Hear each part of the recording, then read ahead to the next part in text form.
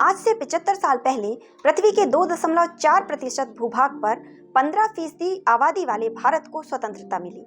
इसी के साथ तेजी से बढ़ रहे भारतवासियों के अच्छे जीवन के लिए अच्छी शिक्षा, चिकित्सा, पर्याप्त भोजन और रोजगार जैसी चीजों को उपलब्ध कराने की चिंता की जाने लगी। आजादी के तुरंत बाद सरकार को समझ में आ चुका था कि इतनी बड़ी आबादी के लिए संसाधन उपलब्ध कराना भविष्य में तो कठिन होगा।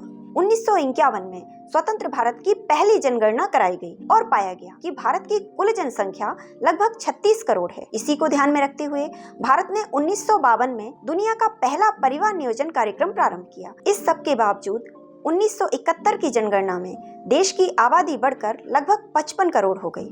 अभी तक परिवार नियोजन हमारे संविधान का अंग नहीं था, लेकिन साल 1976 में संविधान के 42वें संशोधन द्वारा संविधान की 7वीं अनुसूची में वर्णित समवर्ती सूची में जनसंख्या नियंत्रण और परिवार नियोजन को जोड़ा गया। जनसंख्या नियंत्रण के लिए बड़े स्तर पर लक्ष्य आधारित नसबंदी कार्यक्रम भी चलाए गए। उस समय भारत में लगभग 62 लाख लोगों की नसबंदी कराई गई। इन सभी प्रयासों के बाद भी 1981 की जनगणना में देश की जनसंख्या बढ़कर लगभग 68 करोड़ हो गई। पिछली सदी के छठे दशक में भारत के जनसंख्या नियंत्रण कार्यक्रमों को ध्यान में रखते हुए चीन ने भी इस दिशा में प्रयास किए और चीन को उस लक्ष्य की पूर्ति में सफलता भी मिली। 1979 में भारत की प्रति व्यक्ति आय और अर्थव्यवस्था चीन के लगभग बराबर ही थी, जबकि चीन क्षेत्रफल और संसाधनों की दृष्टि से भारत से 3 गुने से भी अधिक बड़ा है।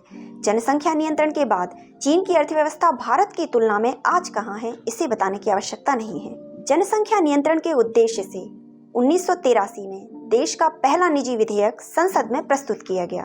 तब से लेकर आज तक विभिन्न दलों के 45 सांसदों ने संसद में जनसंख्या नियंत्रण के लिए निजी विधेयक पेश किए। 1983 में बताया गया कि कुल प्रजनन दर TFR में गिरावट की मौजूदा दर के हिसाब से भारत साल 2000 में प्रतिस्थापन स्तर यानी 2.1 TFR को प्राप्त कर लेगा, जबकि नेशनल फैमिली हेल्थ सर्वे 5 के अनुसार देश ने उस दर को 2022 में प्राप्त किया। ये बताता है कि जिस तेजी से हमारी जनसंख्या कम होनी चाहिए थी, उतनी ही तेजी से कम नहीं हुई। भारत में बढ़ती जनसंख्या की चिंता के बाद भी 1991 की जनगणना के अनुसार भारत की जनसंख्या 68 करोड़ से बढ़कर लगभग 85 करोड़ हो गई।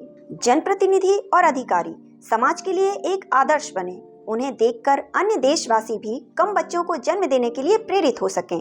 ऐसी मंशा से PV नरसिम्हा राव सरकार द्वारा 2 महत्वपूर्ण निर्णय किए गए। पहला, 79वां संविधान संशोधन विधेयक पेश किया गया। इसके जरिए विधायकों और सांसदों को 2 बच्चों की नीति के दायरे में लाना था। यदि वो बिल संसद में पास हो जाता तो 2 से अधिक बच्चों वाला कोई भी व्यक्ति विधायक या सांसद नहीं बन सकता था, लेकिन अनेक सांसदों और दलों के विरोध के कारण उस बिल पर चर्चा नहीं हो सकी। इसके बाद एक नियम के तहत IAS, IPS और IFS के सभी अधिकारियों पर 2 से अधिक बच्चों को जन्म देने पर प्रतिबंध लगा दिया गया, लेकिन इस नियम का पालन आज तक नहीं किया जा सका। साल 2000 में भारत में नई जनसंख्या नीति लागू की गई। इसके बावजूद भारत की जनसंख्या 2011 की जनगणना के अनुसार 2001 में 102 करोड़ से बढ़कर 121 करोड़ हो गई। कोविड-19 के कारण 2021 में होने वाली जनगणना समय से नहीं हो पाई, जिससे जनसंख्या के वर्तमान आंकड़ों के बारे में नहीं बताया जा सकता। जबकि हाल ही में आई संयुक्त राष्ट्र जनसंख्या कोष की रिपोर्ट के अनुसार भारत ने जनसंख्या में चीन को पीछे छोड़कर दुनिया में पहला स्थान प्राप्त कर लिया है। सोचने की बात है कि जनसंख्या नियंत्रण के विषय में